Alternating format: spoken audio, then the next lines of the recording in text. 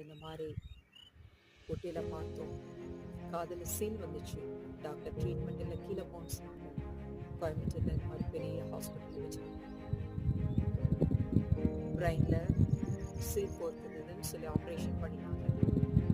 அடுத்தது அதை ஆப்ரேஷன் பண்ணிட்டு ஒரு 5 நாள் நல்லதாக இருந்துச்சு. மறுபடியும் சீல் போட்டுச்சு.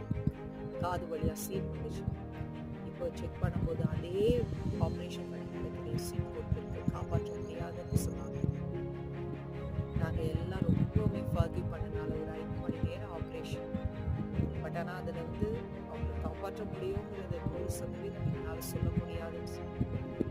நாங்கள் எல்லாம் ரொம்பவுமே வருத்தப்பட்டு ரொம்பவுமே கம்பல் பண்ணனால அதுக்காக அநேக செலவு, அநேக லட்சங்கள் கட்டி அந்த ஆப்ரேஷன் நடந்துட்டு 4.5 மணி நேரம் ஆயிடுச்சு. ஆனால் எந்த விதமான முன்னேற்றம் இல்லைன்னு சொன்னாங்க.